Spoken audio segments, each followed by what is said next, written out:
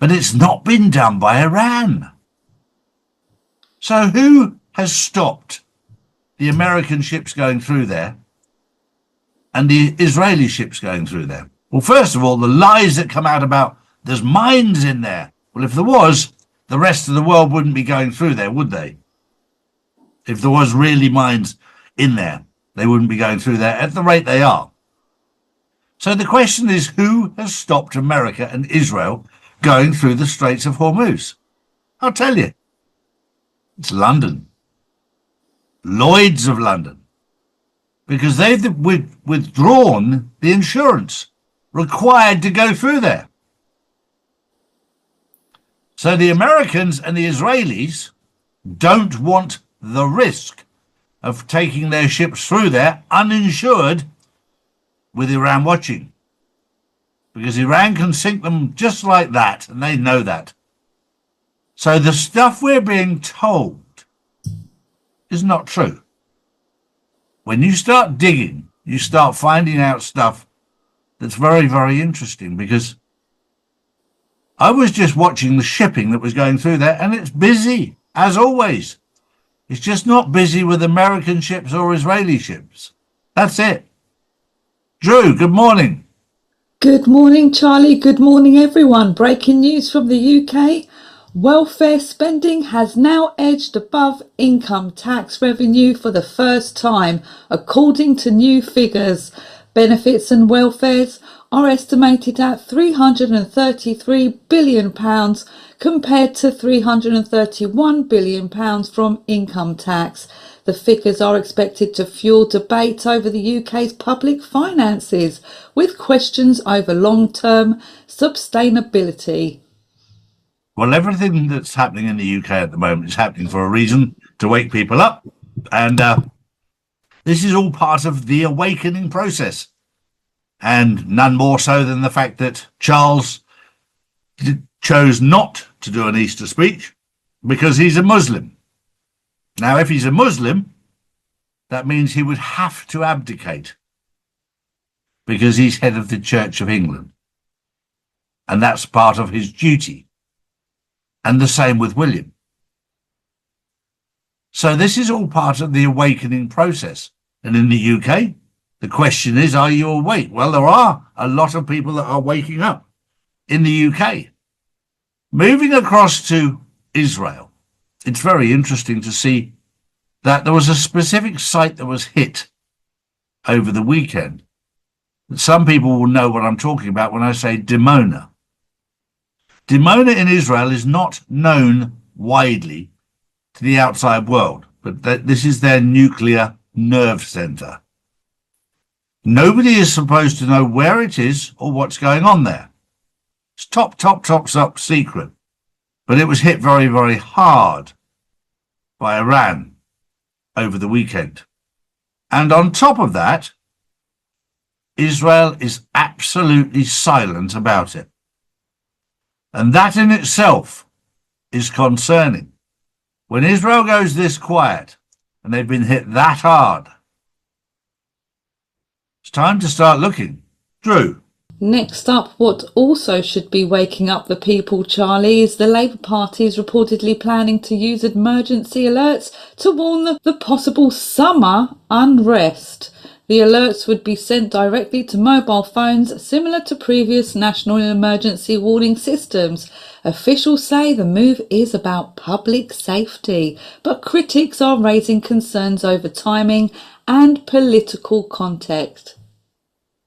Well, this is all part of preparing people for these emergency alerts, and they're doing it the way they should. There is one emergency alert that they should be putting out there, and that is, of course, that in the Bible there is absolutely no mention whatsoever of a third temple being built.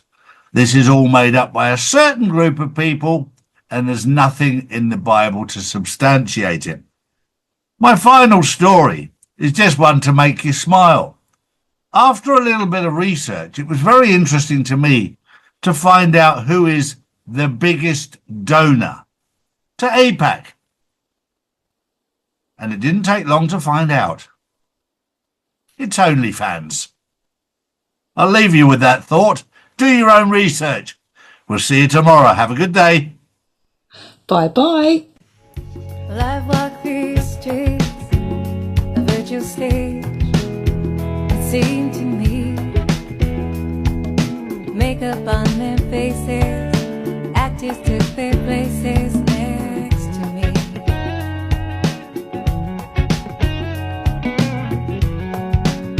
Life walk these streets in a carnival of sights to see. All the cheap thrill seekers, vendors and the dealers, they crowded around me.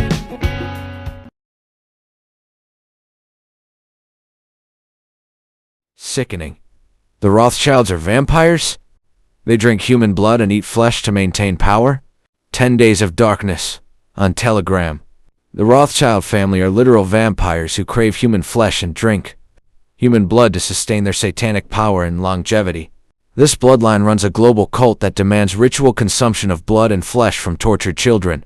Founded by Meyer M. Schau Rothschild in the late 1700s, the dynasty built banking empires across Europe by financing both sides of wars.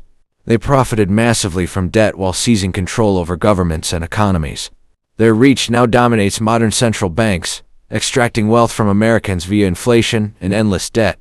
At the core lies their dark satanic rituals where they harvest adrenochrome from terrified children. Whistleblowers confirm the family hunts young victims for these ceremonies. They torture children to maximize fear, extracting adrenaline-rich blood and consuming flesh in private feasts to gain demonic strength and extended life. Ariane de Rothschild, head of the Edmund de Rothschild Bank, had deep ties to Jeffrey Epstein. Recently released 2026 U.S. Department of Justice files document their emails, meetings, and multi-million-dollar contracts linked to Epstein's operations. Epstein's trafficking network supplied children to elite circles, directly feeding the Rothschild cult's demand for ritual victims. These global rings account for millions of missing children yearly, with the bloodline controlling major portions to fuel their horrors. Family members and allies participate in ceremonies involving blood drinking and flesh eating, binding their satanic pact and renewing control over finance and politics. President Donald Trump battles this evil head-on. His America First policies target trafficking rings and elite corruption, protecting the vampires. Securing borders and exposing deep state networks cuts off their supply of innocent blood. The deep state attacks Trump fiercely because he threatens their entire apparatus of ritual murder and financial domination. As his administration advances, audits, and dismantles pipelines, the cult weakens. Hidden estates host these unspeakable acts coordinated with other dark bloodlines. They crave the blood of the most terrified for highest adrenochrome, consuming it fresh during chants and dances around victims. This parasitic family, worth hundreds of billions, uses banking cover to traffic victims worldwide. American taxpayers indirectly fund the nightmare through manipulated economies. The Rothschild vampires embed symbols publicly, but hide core rituals. Yet truth emerges as whistleblowers reveal decapitations and blood feasts. Trump's leadership accelerates the Great Awakening. The blood flow stops as sovereignty returns, dismantling their global cult. Justice looms for these elite monsters feeding on humanity's children. The vampires fall when their demonic sustenance ends. Eat babies, that is not bullshit. It's true. So it's not just the dogs and the cats, not just the pets. It's not just the dogs and the cats.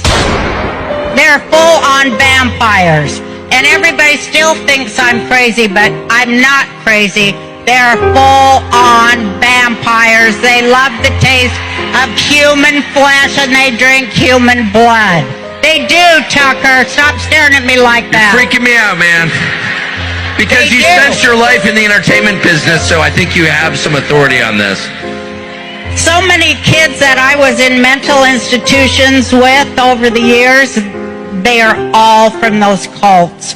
And they've covered it all up. They covered it all up. And, you know, I just pray to God. I'm just going to pray to God that He opens everybody's eyes in this country.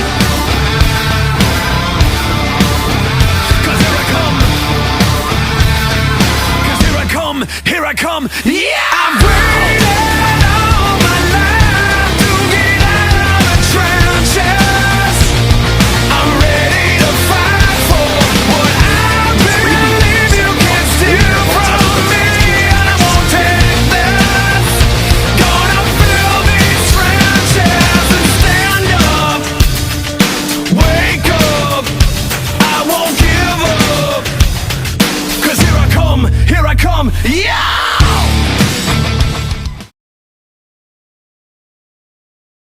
United Nations as well at this moment on the brink of insolvency, with the president saying, hey, we're not going to keep giving you guys money. The whole world is refusing to help us, and we are noticing big time.